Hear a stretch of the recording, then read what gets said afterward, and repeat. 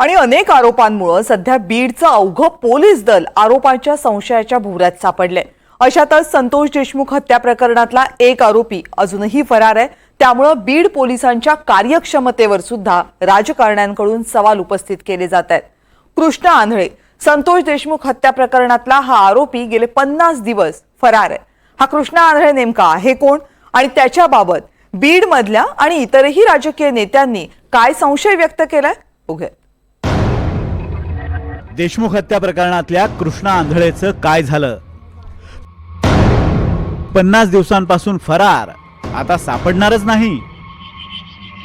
जेव्हा काय एखादा विषय त्यांच्या अंगलट येतो तो माणूस कधी सापडत नाही असं दिसतं आणि मला वाटत नाही हा माणूस सापडतो।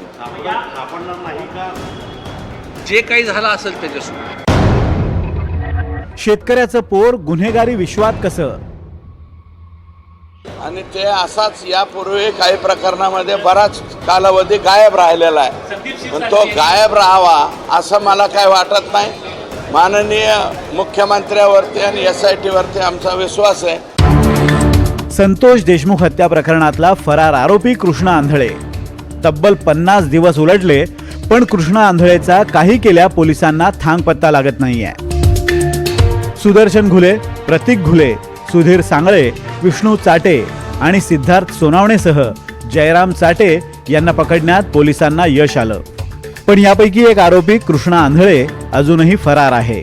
आणि यावरूनच आता कृष्ण आंधळे सोबत काही वाईट झालं तर नसेल ना, असा संशय व्यक्त होऊ लागलाय। कृष्ण आंधळे तो फरार आहे। गेले 2 महिने आता या संपूर्ण हत्याकांडाला होती, अजून देखील तो आरोपी पोलिसांच्या ताब्यात सापडतो। मला वाटत नाही आता तो आरोपी जो काही व्यक्ती एक राहिलेला आहे तो काही सापडणार नाही। जी काही सुरुवातीचं जे काही आपण समीकरण त्या भागातले बघतो, जेव्हा काय एखादा विषय त्यांच्या अंगलट येतो तो माणूस कधी सापडत नाही असं दिसतं आणि मला वाटत नाही हा माणूस सापडतो।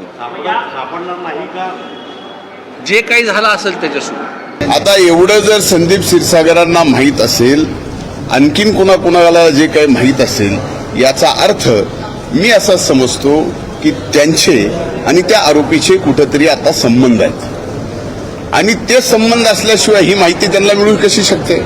जी माहिती त्या कृष्णाला काय झालंय काय नाही झालंय याची पोलिसांना माहिती नाही, मला माहित नाही, म्हणजे तुमचे एवढे मायक्रो कॅमेरे त्याला माहिती नाही, तर त्याला कशी माहिती असू शकते? याचा अर्थ त्यांचा कुठंतरी संबंध आहे आणि त्या संबंधातून अशा पद्धतीच्या बातम्या पेरायच्या।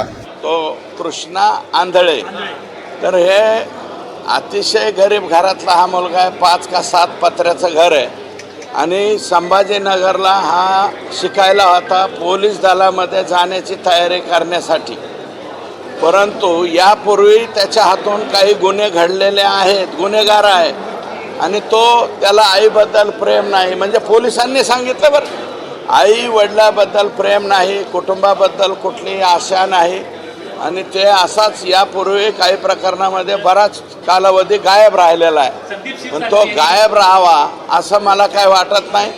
माननीय मुख्यमंत्र्यावरती आणि SIT वरती आमचा विश्वास आहे।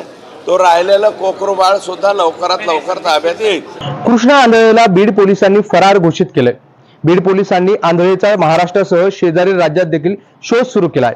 इतकंच नाही तर पोलिसांकडून आंधळे याला अटक करण्यासाठी आवश्यक अशी माहिती देणाऱ्यास बक्षीस देखील जाहीर केलंय।